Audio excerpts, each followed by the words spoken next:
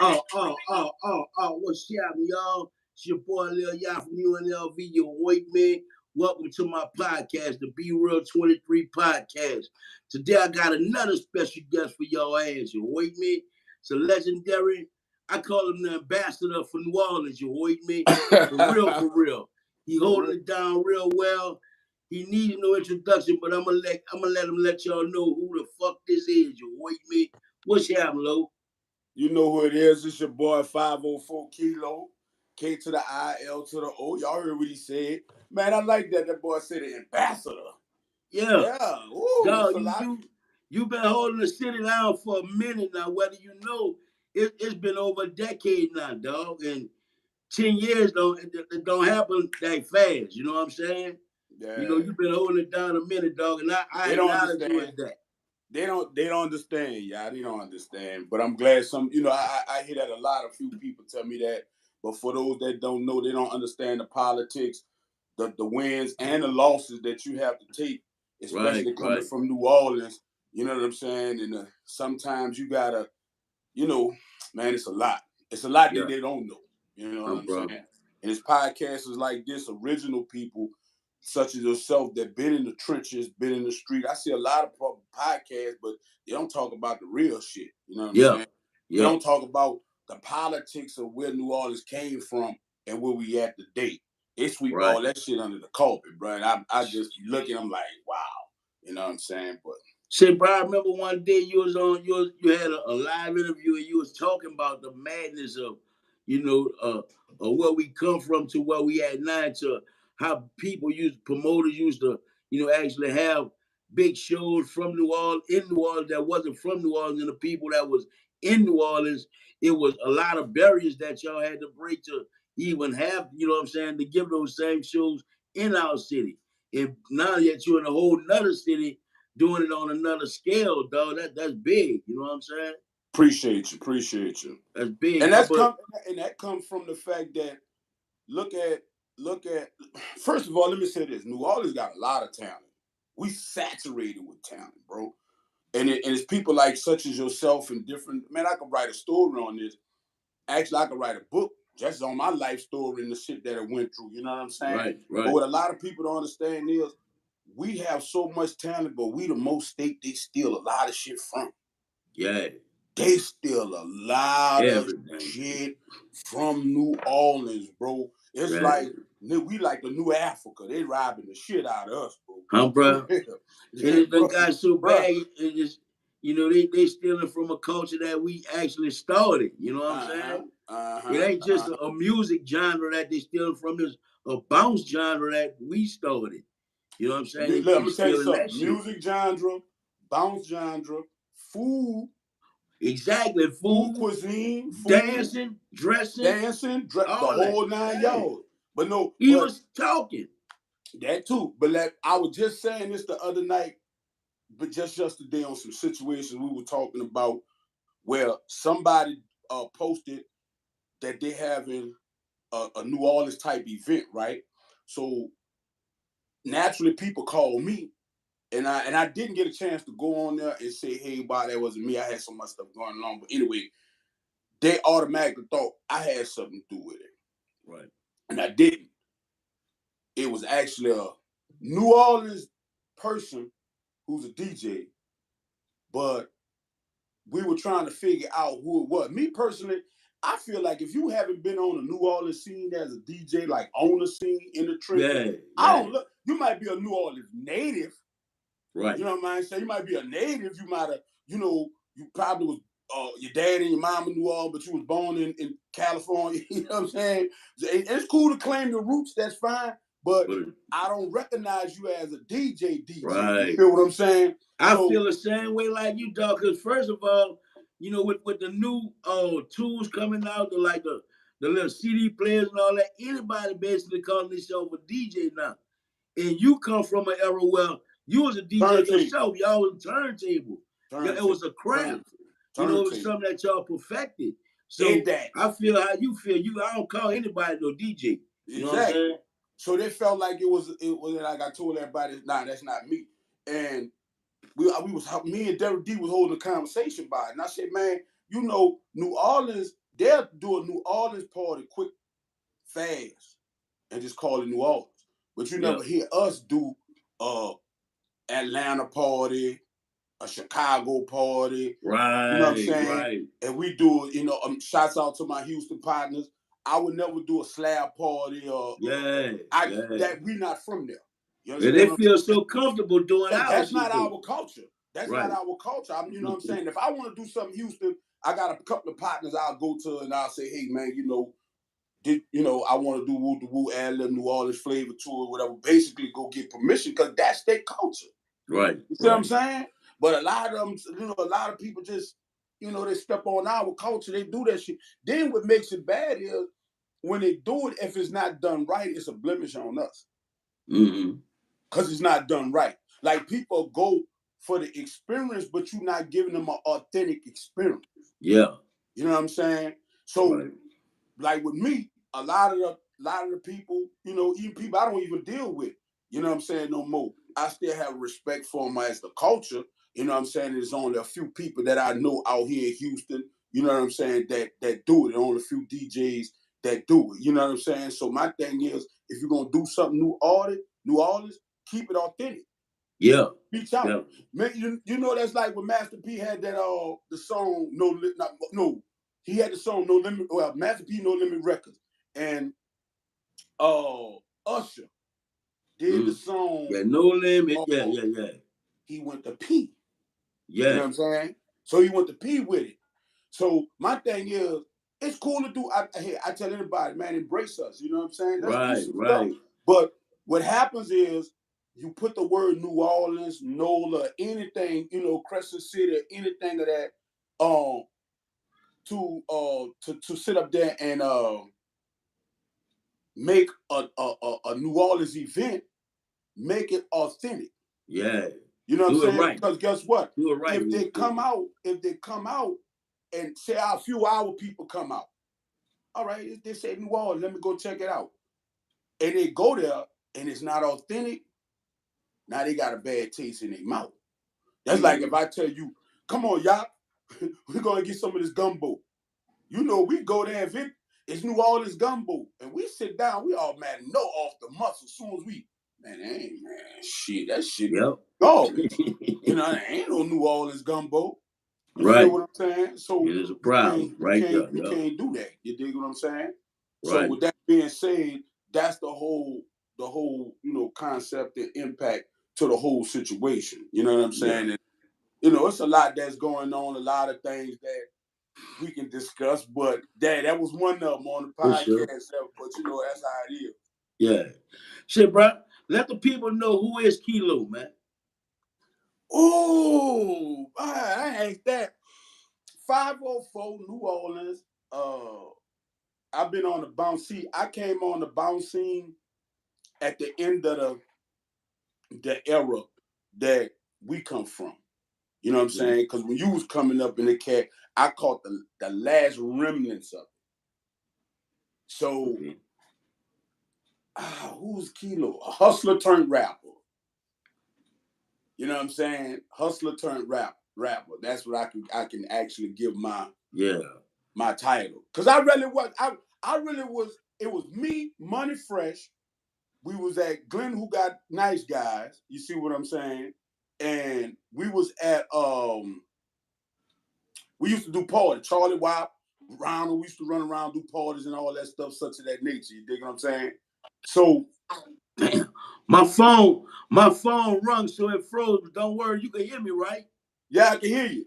Well, we're gonna continue the interview, dog. I forgot to put it on airplane mode, but keep going, dog. You rolling. All right, we good.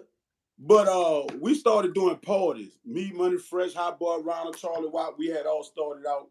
And but the whole situation was we was in the game heavily, bro. We had at the Cadillac with the 100-spoke Dayton's on it. We was getting money. So we would go and do parties and stuff like that and just grab the mic. And I just used to just get on that bitch and just freestyle and do some shit. And Ronald used to be like, bitch, you got the crowd moving. Charlie Wild, like, bitch, come on. It was just, it was just fun for us. We never right. Then, we, when Baby was going through Bobby Marchand. Remember Bobby Marchand? Yeah. Baby asked, you know, when he was doing the shows on the road. So when y'all was doing shows, I opened up a lot for y'all. You know what I'm saying? So that was just the whole dynamics of it, bro.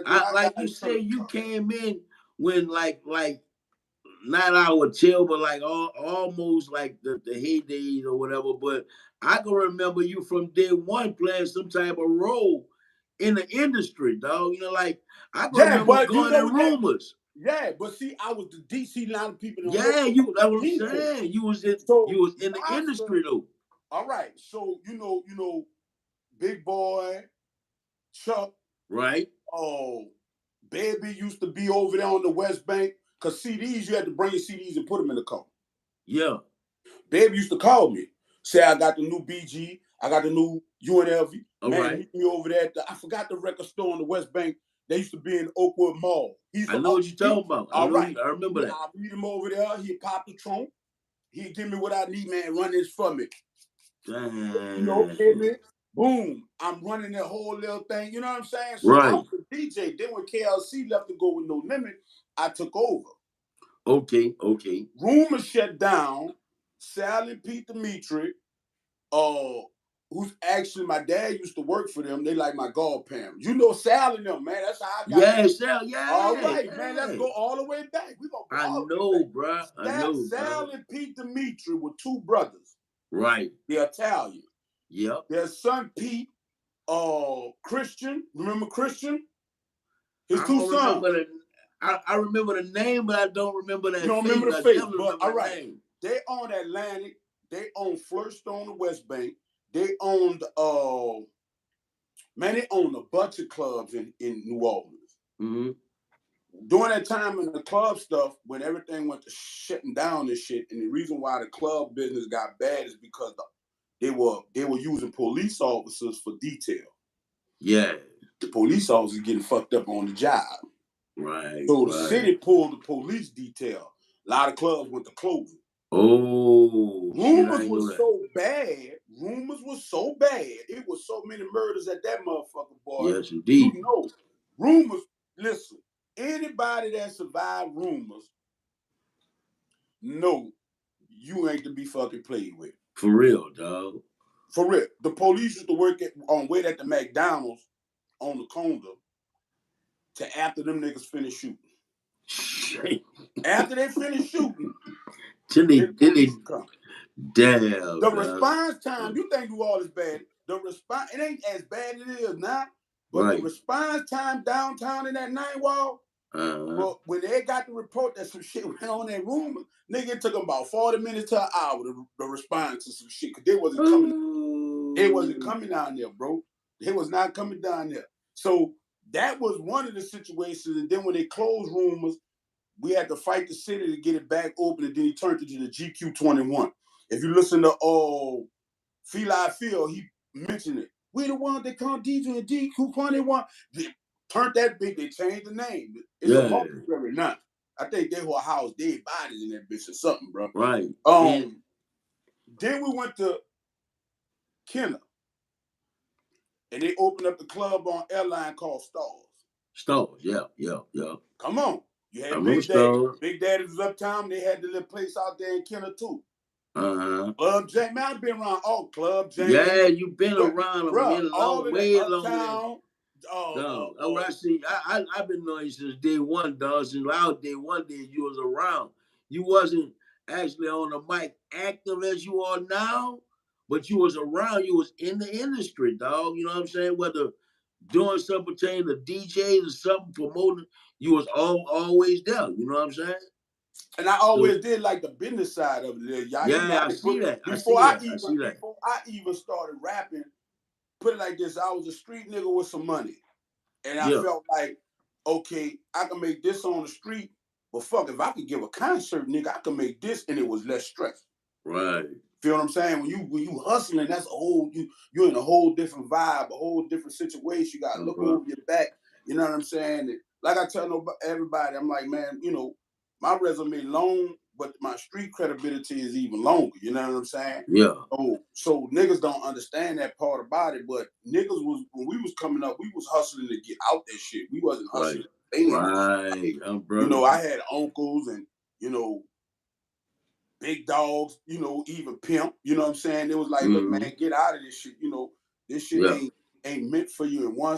And what happened, what really changed it and made me go toward the music was a series of events that happened with me, Ronald, and WAP. Okay. Ronald had a concert in the Ninth Ward, and he tells the story on his he had an interview. He told the story. He got shot.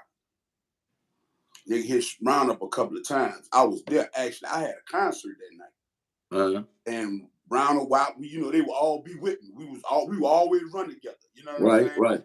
Every show I had, he was going with me. You know what I'm saying? We was always together. So Ronald got shot. That was a fucked up situation. He was hospitalized, Charity. Then a couple of months, WAP got shot. Yeah. He was in Charity. Then right after that, I got shot. Damn. You know what I'm saying? So it was like different situations that happened. Like a domino effect and shit. It was a domino effect with us. You know what I'm saying? So it was like, nigga, matter of fact, I think I was the first one that got shot. It was so long ago. But the moral, what I'm saying, it was a domino effect with us. Then right after that, I found out my daddy had cancer. And I had to take care of him. So all the street money I ever made in the street went on my daddy. Yeah. Doctors, care, the whole nine yards. So all the shit I'm making, I'm saving up. That was the first time reality hit. You making that dope money, bro, and you getting it. You know, you ain't got no responsibilities like that. You know, your kids, you shoot your baby mom a couple of racks. You know what I'm saying? But when you got to really sit there and really, really pay bills and medical and all that shit changed your whole perspective of shit. Yeah. And then I'm sitting up there, my dad is sick. I had to go to I had to have 3 surgeries. I only could take 2.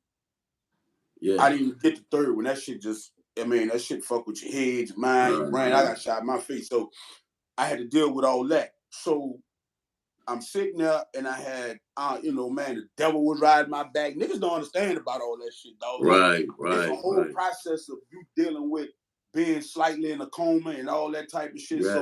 I started gravitating more. The music was cool. I like it. I have been told, man, you got to give, boy. You get that mic, boy. You just your voice, you got one of them cold ass bounce voices, bro. I'm talking Appreciate about. I done heard that a lot. I done heard that a lot throughout my whole career, bro. For real. Yeah, dog. And I just lean towards more of the production side of putting the show together, making sure the artistry, doing, you know, the business part of it. You know what I'm saying? And that I mean, I love the music, I like it, but I love more. I lean more towards the business shit. And I'm so pro New Orleans, niggas don't even realize it. Like a lot of artists, you know, I know they say what they say, bro, but it's a lot of stuff that that if I'm involved in it, whether I fucking like you or not, I feel like every artist that did something, got a name, and they can fact check this shit. Any artist or anybody that got a name, if you come from New Orleans and you coming out here to Houston, Texas, I feel like our people need to be promoted a certain way. Yeah. I just feel like that. I don't give a fuck if I don't like it. If I see your picture on the fly and I look like a nigga threw you on that motherfucker and I got something to do, nah, man, you got to redo this flyer. That's such and such. That's Lil Yachty, nigga. That's a legend. Yeah. Because I do graphic work, so I know the difference. Me and you talked about it. I know the difference. So if a nigga book you, but they're paying me to promote it, nah, man, I ain't putting that shit on, man. Right. Change that. Give him the same flyer that you gave a nigga who you spent 10 racks on. That's facts, dog. We done had that problem. You done the same thing with me. So I know you ain't saying that just because we're in an interview. That's facts. You've done that. Exactly. I feel like image is everything. I don't give a fuck who you is. If you're a female, whatever. You know, I do a lot of shit. So I done seen flyers from our artists that female based and they put them on there. I'm like, man, that's such and such. Man, why y'all got her on there looking like, you know, like that?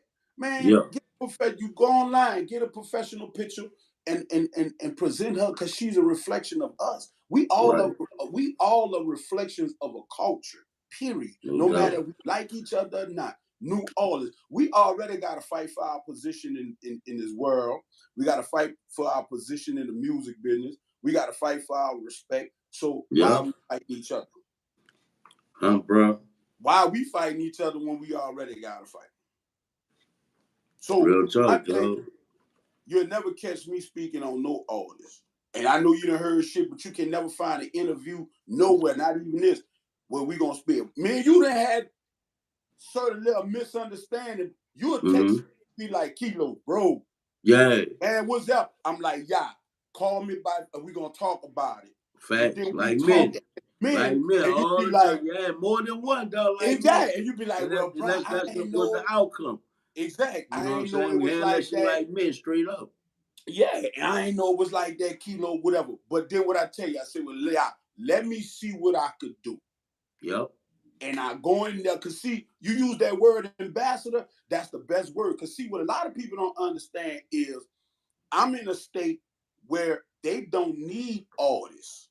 You stay out here, man, the fucking people can give a food truck festival with a DJ and get the same response without an audience, without an artist. Because they nightlife in the way they out here, that's just the way it is. I gotta go in there and I gotta negotiate shit. Now, mind you, I done spent my own money for some shows and shit. It's the politics in it. You get where I'm coming from? We don't have no booking agency no more, bro. Bobby Marshall gone, dog. Gone, yeah, been too. Name one circuit booking agency right now that's helping artists just get shows. I'll wait. Bro. Ain't nothing shit. When we dropped back in the 80s and 90s, they call Bobby Marchand. That's all they call need Bobby to do. Marchand. Yep. We go in there with our press kit. We go in there with our CDs and stuff. Bobby Marchand to get you a show, even if you wasn't hot. Yep. Because he'll say, look, Kilo, I'm going to get you room and travel. The Hot Boys are opening up over here in Baton Rouge. I'm going to put you on stage with them. It ain't no real money, but go out there and do your fucking thing and show these people what you can do. Yeah. These artists don't understand that. Yeah. We'll go. Do the show. 2-3 months later, when Bobby worked the market, see, you got to work the market. Right. You feel me? When you rock that crowd, now he got fire to work you. Because now people are like, man, what the fuck that nigga was? They came in there. You got to have some ammunition. Had them all grabbing their knees, and now he working you. Yeah, you got to give him some ammunition to work. Exactly. 6 months to 4 months, your phone ringing now. Yep. That's hey, right. Bobby Marshall. Hey, Kilo, I got you a show. I got your room and travel. I got you $1,000 plus my 10-15%. So you walking with about 6-7. But at the same time, you performing and you marketing. That's what they don't understand. You marketing and performing. You're marketing and performing. You're marketing. You got to work the thing. Some of these artists just got, I got a hot song. I made it. No, the fuck you didn't. Right, bro. No, you haven't, bro. You just starting. Starting, bro. You just starting. I tell anybody, watch this. Let's do the mathematicals in it. Don't nobody got 20-30 grand to drop in every major city. Every major city, you need about $20,000 to $50,000 to drop in promotions. Yep. Think about it. Ain't no artist development no more. All the big times they are to act opening businesses. They don't have that type of money to drop in promotion. What I try to tell people is, you got a hot song, promote yourself. Yeah. You got a stage, rock that bitch, show them. Because see, when I'm talking to these people out here, I know what you can do. That's my pitch. I'm like, look, the nigga hot. He hot. Well, Kilo, what I look like giving him $3,000, whatever. If they're not hearing you on the radio, if they're not hearing you on certain stuff, they don't understand your following. See, they think they could bypass the radio because of what the internet do or whatever. But when it comes down to getting shows and shit like that, man, people won't, that radio give you that image as make a motherfucker want to come out to pay to see you, man. But here's the thing. So you can't bypass the radio. I don't care what they say, but here's the thing, y'all. Watch this. I wouldn't agree. I agree and I disagree. Let me tell you why. Mm-hmm. It's a way where it's people that's on the radio and still can't rock a crowd like some people that ain't on the radio. Right. So I think it's more of a balance that you gotta find. Uh-huh. And it just take grind. Take it from me. Watch this. I wasn't even on the radio. I think when they were doing that bullshit out there in the city with that radio shit. See, a lot of people don't understand. Nigga, it was a lot of before we come up in the era. See how they doing all that shit now, bro? That fucking shit wasn't like that. Mm-hmm. Them bitches were people didn't fuck with Bounce like that, bro. Like they fucking with Bounce right now, bro. And I see a lot of them fake ass. It's like a motherfucker who ain't never went to a Saints game and not at the Saints hot or the Saints winning. Saints, that bitch, you ain't, man. It was a lot of DJs ain't fuck with that Bounce shit. It was a lot of motherfucking niggas ain't fuck with that Bounce shit. It was, and today I see them both fake ass. See, them niggas don't put me on no major platform talking because I'll tell on your ass, me, bitch. That's real, Kilo. I don't give a fuck. Nigga ain't want to be labeled as a bounce artist and all. Man, them niggas don't even. Them niggas ain't even want to have nothing to do with no motherfucking bounce, bro. If it wasn't for my nigga, if it wasn't for Glenn and Thurston, Hardy, your people, man, niggas had to pay them motherfuckers in New Orleans, bro. We had to pay to be on the radio. Fuck all that shit. We had to pay to be on the radio. Shout out Thurston, man. Rest in peace. Yeah, rest in peace. Nigga had to pay to be on the radio. Period. No matter how hot your fucking song was. Nigga that had some bounce artists from Miss T, Cheeky Black, smoking that weed, smoking that fire. You niggas. But you know, y'all was under Baby, so Baby had that braid. Yeah. All artists ain't had a whole lot. Like, we had money, but niggas was, you got a family. My nigga Glenn was taking care of family, fucking studio, club, all that shit. So we did have some funds allocated for promotions and marketing, but it wasn't like it is now. You get a hot song right now, that bitch go straight to rotation. Bro. How many times we had to have motherfuckers, you had your mom or your daddy, your auntie, your sister, calling the radio station requesting your song. And them bitches still wouldn't put your shit in rotation. You could have had 1 million motherfuckers call the radio station. And they still wouldn't put your shit in motherfucking rotation. Still wouldn't put your shit in rotation. You know what it was? They wanted that money, bro. Yeah. They knew, all right, he hot, he gonna come, he gonna give us that bag, 10,000, 20,000. Ask all the old school representatives, all the old school records, all the motherfuckers who had record labels, nigga had to pay that fucking money. And you wonder why we so fucked up. But come out here, they bumping up. And this what I want New Orleans to understand. It's niggas out here in Houston, big houses, nice cars. They get royalty checks. And you don't even play their music outside this fucking state. Real talk. Come on, think about it. You don't hear their business in check, man. Everybody learn. Not just that, they city behind them. That too, yeah. They city, man. A rapper from Houston could drop a hit song, nigga, and become platinum in the whole state of fucking Texas. That's all he needs is Texas. Yep. Texas by itself. Now, if that bitch leaks outside Texas, if it leaks outside of Texas, that's just more money. That's a plus, yep. You see what I'm saying? We the only motherfucking city.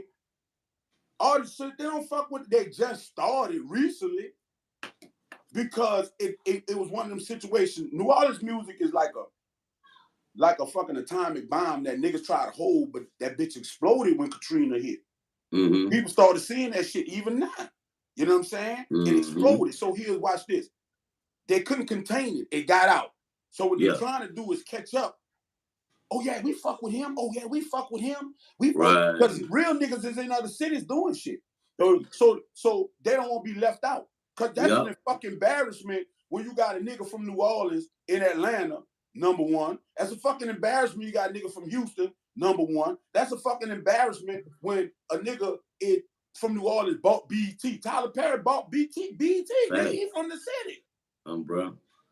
And all the other New Orleans people that's doing shit, from Donner, from Rob Kazi, from fucking Mario P, from fucking Rude Jew, them niggas getting out doing shit and all of this. And now you have a platform where everybody looking at all this talent. With it, man, it's been like that, man. Right. That shit ain't just happened. So they couldn't contain the shit. So now they got to embrace this shit. Bitch, you wasn't embracing it at first. Huh. You was not embracing it. You motherfuckers got the power. Listen, bro.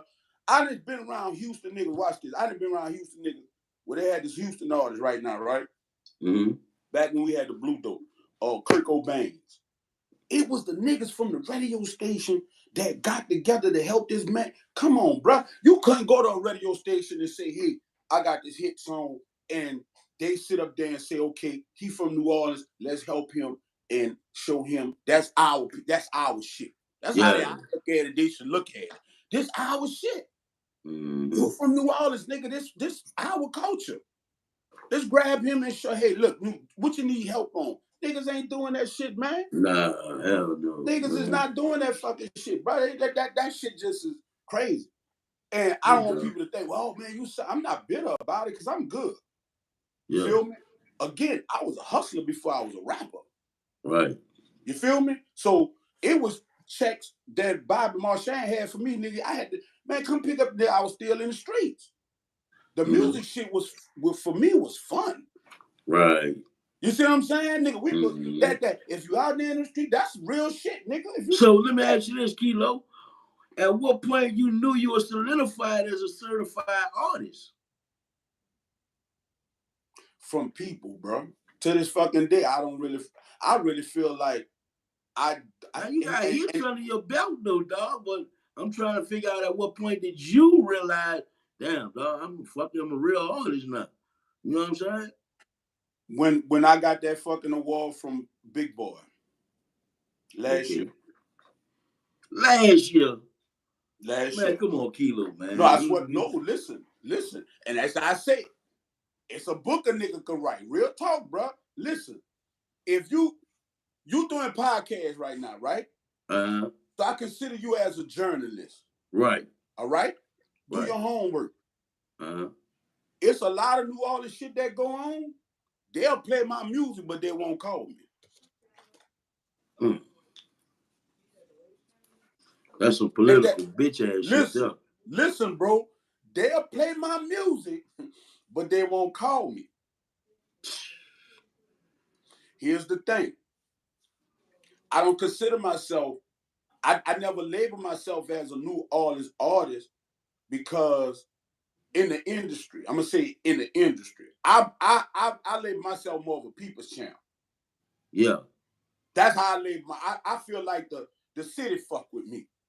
Gotcha. I never did Jazz Fest. I didn't submit shit to them. I never did Zulu. I never did the shit that y'all did. You feel what I'm saying? Yeah. Then it'd be like, oh, well, you can't find my nigga fucking can't find him. Nigga, I'm everywhere. Yeah. You feel me? So what that is more political, like you say. Then at one particular point in my career, I wouldn't take a route that a nigga wanted me to take. And I already know that had something to do with it. You know what I'm saying? Okay.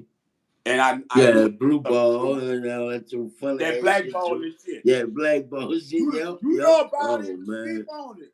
Come on. Yeah, dog, we victims of that shit. So yeah, bro. Right. So it was a blackballing thing, and what it was is, I done been in Roy Jones' studio. I done wrote music for a lot of people, bro. Yeah, I researched that too. I wrote that shit down too. That was some fuck shit went on with you too, though. Okay, so what it was is, again, I was on some homeboy shit. You know, man, come in. Niggas would call me to come in and just come up with hooks. Yeah. And at that time, like, You My Dog, right? The published shit when we was coming up ain't big. It was happening then, but people never really got with us about that shit. We just went studios, came up with shit, and we left our career and the people that we loved and respect, figuring that they're gonna do right by a nigga. Right. I did that with some of my pops. Yeah, I done that a couple of times. You see what I'm saying? Say, Kilo, come in this bitch. Nigga, I need that old school. Whoa, what morning? That type of shit. That fucking, you know, all the little hooks a nigga get. Right. I got you, nigga. And I did, you saw the thing I did with Sight. Nigga, your hook that you put on this fucking song, bitch, take off. The world will never know it's you. Bro. You know what I'm saying? And what you come up with some, I'm in love with a hustler, motorbikes on chrome, brand new wheel with a 2-story home. The street is where I roam. I'm always that. You come with some gangster shit like that, you give it to a nigga, you don't even charge a nigga. That's your partner, right? Yeah. Man, I got you. Man, you fucking around, you ride, you hear that boom, boom, boom, boom. Whoa, that bitch kicking. Next thing you know, you see a nigga on BET singing that bitch. Bro. In your mind, oh, I'm good. That's how I used to think. Oh, that my nigga, I'm good. Nigga say, fuck you.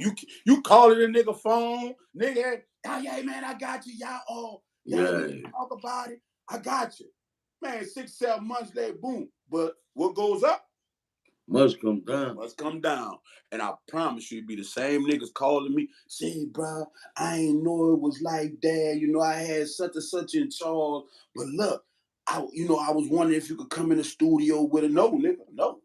Yeah. I need this up front, nigga. I need this, and this. And I'm in that bitch. You know what I'm saying? From female artists to motherfucking male artists, nigga, I didn't wrote music for a lot of people. And the thing about it is, they'll never tell you that shit. You know? I'm gonna tell you who fuck with me. I felt genuinely. Fifth Wall Weaving. God bless the dead. You, Tech. Y'all know who come from. You come from. Can't. I ain't gonna say a lot. You know. You kept it. Nigga, you were even to the point where you was like, say, bruh, but y'all was in a fucked up situation after that situation too. But you always kept it 1,000 with. Yeah. You always kept it 1,000. Partners in crime, can't go in them. Niggas ain't know I was on Big Boy label for a hot minute. Word? I ain't know that. I was on Big Boy label before they had the studio in Kenner. Huh, bro? Yeah, I was on Big Boy label, but somebody at that time wasn't comfortable with me being on the label. And it caused a friction. And what it is this what I feel like all of us have our good side to contribute to this music business. And instead of us looking at Chica Black got her thing, T got her thing, Kilo got his thing, we all a finger, but when we ball that bitch up, we become a mighty fist. In some situations, people feel intimidated or they feel like the spotlight is going to be taken off of them and put on them. I tell everybody, a spotlight is like the sun. That bitch revolves around the world. That's it. It ain't going to be everybody going to get their time to shine. That's right. So I embrace. Me That's too. Like you come up with a hot song tomorrow and I'm on the platform, I'm making some noise, but here come y'all with this hot twerk song. Niggas will feel like all the attention gonna be taken off of Kilo. They gonna be worried about Lil Yachty, and I'm gonna say some fucked up shit about you to stop you from coming this way or make the people who want to fuck with you, man, So they nah. Man, that just embrace that, man. Embrace that. Man, That just help the light man, stay on y'all you a got little the longer. first song. Bitch, come on. I just want to be on stage, nigga. Look, can I get a verse or something? For real, dog. Matter of fact, you gotta be a team player, dog. Especially understanding the light ain't gonna be on you forever. If you want to be relevant, man, support, man. Support, man. For real, man. Nigga, I didn't book more artists than book me. And they don't know. And like I said, that's facts. I got contracts that I done wrote for other people with artist name on it. Motherfucker, hey, you get such. Yeah. Send me that. I write it up. Boom, man. You need to get such and such. Yeah. You know what I'm saying? Because I feel like, honestly, if I had the money to play with, man, I'd do a fucking new all. You know who was about to do it? We had put I don't know if you ever remember the Shamrock. Remember the Shamrock? The Shamrock. That bitch was in Carrollton. Oh, the bowling alley. It was the club. It was upstairs. It was upstairs. Yeah, on Carrollton and Tulane, I think, huh? Yeah, all right. Yeah. I sat down and I talked to Weebie. I said, Weebie, do a concert with everybody. He had everybody on that bitch.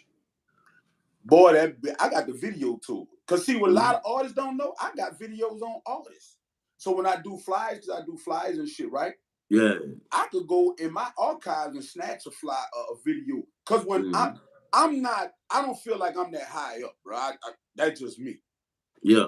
I didn't perform, got off stage, and took my camera and videotaped y'all. Huh, bro? Motherfucker ain't gonna do that for me. Damn, Real talk. I done did it. So when I do flyers and people, I got a video of T Partners in Crime. I got, because I feel like the best seller to promoting our culture is actual footage of us rocking the fucking crowd. Oh yeah. Oh yeah. So if I go to somebody and say, hey, just such and such, we need to bring them people. Well, Kilo, what they do, because they ain't where we at. They don't see the reaction that the people give us when we grab that motherfucking microphone. Mm-hmm. So I like to give people an actual visual. Damn, that bitch be going down. Because there's a lot of songs you done made, I done made, Cheeking him. It's a lot of our music that's starting to resurface now that people don't know it's us. Yeah. Right. Like for the Nola Borough Sunday, I performed Rock the Boat. I got off the stage. It was 5 Houston, no New York. Lady said, you know, I ain't never know you made that song. Come, bro. That's yeah. my fucking and resurfacing shit going, yeah, I feel you. What? That's you? I'm like, yeah, that's me. Yep. You see what I'm saying?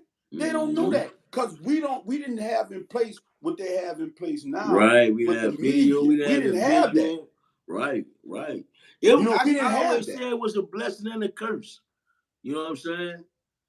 Look at that boy get the gas. Now, though. It's definitely a blessing now, because like you say, somebody just discovered that was you. They're not gonna get in touch with you now if they want you to come perform that record. You know what I'm saying? So watch this. Check this out. It's money out there for us. Yep, definitely. You know what I'm saying? It's money out there for us. You know, and I'm and I kind of stepped back away from booking artists, because me and one of my fellow, I'm gonna say one of our fellow artists kind of got into it. I never spoke on it or whatever, and I tracked down what the situation was. And I haven't yet. They ain't here to defend themselves, so I'm gonna leave their name anonymous. It was a situation where somebody asked me to put a party together, 3 events, right? And my job is to ask the client, let's talk business. What is your budget? And man, you talked about this. What's your budget? My job is to call to see who I can fit inside of that budget. Right. So if I call Yah and I say, Yah, I want you to do such and such, such and such, and you say Kilo 1,500, I go back, I say, hey, Yah, they be like, nah, but if I can get somebody else for 500, I have to go with it. So now I got 6 artists within this budget where I might have had to get 3 artists because their price is high for that amount of money. And what people don't know, the higher the price. So if I get 7 artists and I'm damn near 17,000, 15,000, that means the ticket prices got to go high. Yeah. And you got to look at the market. We might be putting the event together where the market don't cost for $50, $40 tickets or $25 ticket. They might cost for $10 to $15 tickets. It's a price scale. And what happened was, instead of this person who I was doing this job for telling the person manager, oh, well, I handed it over to Kilo, he's handling everything, they went back and said, oh, well, Kilo said she too high, or he too high, or they too high. And it made it seem like, okay, I didn't want to book them. Yeah. And that goes back to me and your conversation, like, call me. I can feel me? Because we had that conversation before. You know what I'm saying? Because here's the thing. Sometimes people reach out to you. And it's another thing. Sometimes people reach out to you and they'll say, and you'll give them your price, right? Right. They'll come to me not knowing that I don't know they talk to you. You feel me? And they give me a budget. So in my mind, I feel like y'all be a good look for this. Such and such would be a good look for this. That's in my mind. So, because see, I don't like to book artists with deposit money, and if the show do good, then you get paid money. I don't do that shit. I don't like to do that. See, what I do is give me a budget. Win, lose, or draw, these artists get their money. That way the artists don't lose. So they never supposed to lose. Never supposed to lose. They don't understand that. So what happens is this, right? I get the money. I got a business account, my personal shit. My wife put it in the business account. In the business account, that's for the artist. Right. I'm booking you. I'm signing them contracts. So if any fucking thing go wrong, that money is still there to pay you. You feel what I'm saying? That money's still left. So I was all upfront for the artist. My money and percentage on the back end of me promoting and putting this shit together, I gotta get mine on the back end. Right. If I fucking call you, me and you good. Cause you come through. All right, so boom. That's why artists, HD for president, everybody. I did a show and it was bad time. HD for president came out here, man. It was 100 people in that bitch. Total loss. But he still got his money. Yeah, he still got paid. He still got his fucking money. His manager called, man, Kilo, let's do something. Because that's the type of business I do. You're going to still get your fucking money. So with that being said, I don't book nobody unless it's in that budget. Right. That's how it's supposed to be, bro. You see what I'm saying? A lot of these artists go through shit and still going through recently because this would be, it's a different game. They'll call you, you say $2,500. All right, cool. I'm going to sit up there and I'm going to shoot you your deposit. They based off of ticket sales. Yeah. And you've been through that, y'all, man. You talked about it. You get to the event, he was looking to make, he looking for 1,500 people. Let's say 700 only came. Yeah. He got to pay for the building, security, promotions, marketing, sound guy, all that. Now he in the back trying to negotiate with you to lower your price. Get you to talk about because he ain't make the money. Yeah. As an artist, you stuck in the middle because you got people that's coming to see you. Yep. It's a reflection of you. You don't want to let them down. Yeah, bro. Niggas will throw you under the bus. Oh, that bitch ass nigga Kilo came. He just left. Because they gonna do whatever they got to do to get their ass out of hot water. Now you got a bunch of fans leaving out there that pay $15, $20, whatever they're charging to see you, mad at you because they felt like you fucked up. Now you got to get on social media and, oh, it was the promoter, and it's just a bad taste in everybody's mouth. Bro. That's bad business. I don't need them. I don't need the fucking problem. That's why, you know, if I say a motherfucker coming, their money is in the bank. Bro. So I ain't never had no money issues with you, dog. Never, dog. Look, I got people calling me right now. Oh man, Kilo, get with me, put something together. What's the budget? Bro. Now this is what we could do. I could give you 10-9. I need all that up front. Because if I call these fucking artists, something go wrong, they still get their money. Bro. They still get their fucking money. If I tell anybody, if you ain't got a budget, don't throw no show because anything could happen. Kilo, what you working like on? Throwing the dice, bro. It's like gambling, to be honest with you. It's gambling. You got weather. If you see what I'm saying? It's gambling. Right. Period. I've been in this business long enough. It's fucking gambling. Yeah, bro. So at the end of the day, that's just what it is. So if, you know, like I tell a lot of artists, you know, promote yourself. Come out here, you know, I give it right now. We used to have a shelf life of 9 to 10 months, right? You drop a hit song, that bitch be 9 to 10 months. Yeah. You can run. Man, that bitch about 6 or 4 now. Whoa. Music steady coming out. Come on, y'all. You could be every day and on the shelf tomorrow. Yep. Like a That's why you gotta stay active. Let me tell you who's active. A few people that I like. I like Boy P. That little dude there, I like him. He got an energy. Ted Wall Buck, that little bitch active. He don't leave no money on the table. Now, I'm not saying that because he my boy. I'm gonna tell you another thing. PNC, them bitches active. Oh yeah. They active. They don't can't go on lead. It make dollars, it makes sense. Say that thing. That's how it's supposed to be, bro.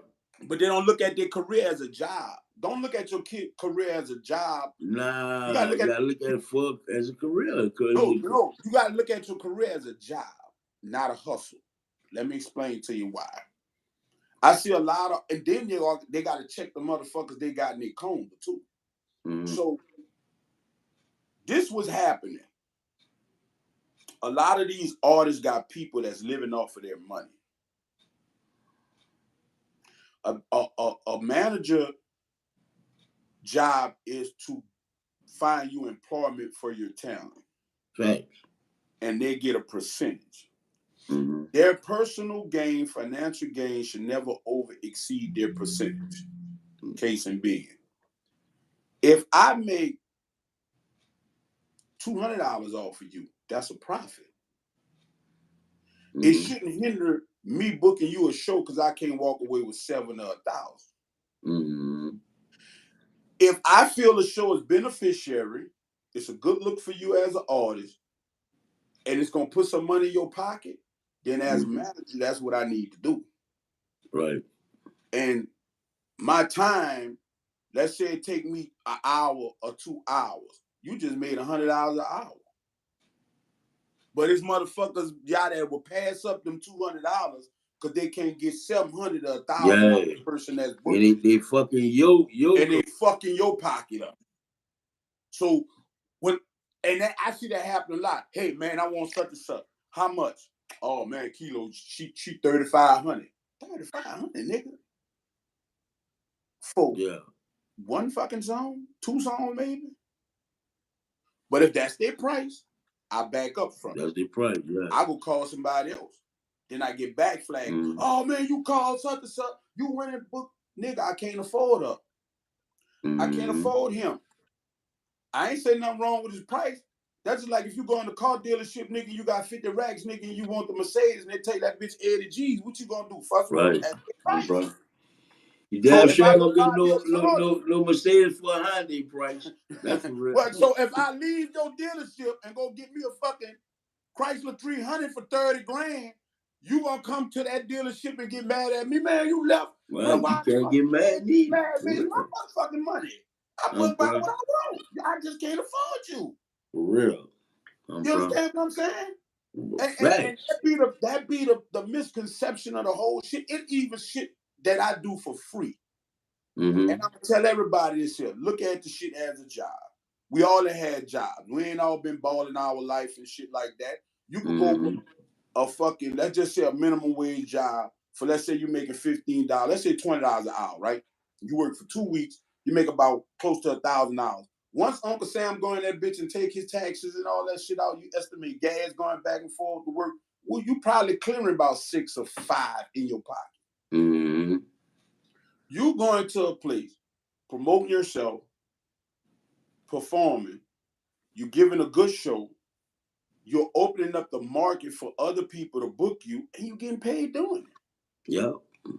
I tell a lot of upcoming artists, saturate the market so your price and your value can go up. Yep. And move to the next city.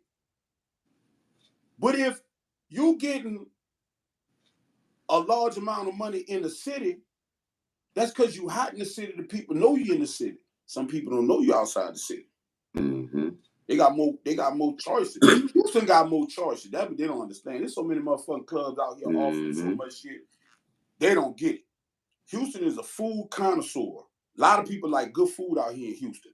Man, me and my wife, we go to different places. Man, I done been to some brunches with a DJ rocking that motherfucker. Is free to get in, and all you gotta do is spend your money on food and eat. On food, so, yeah. All right, so if I come up with an idea and I say, man, fuck that, baby, I want to bring Lil Ya, I want to do some New Orleans shit, because I like to hear my own music sometimes. When I say my own music, I'm talking about I figure your music is my music. Right.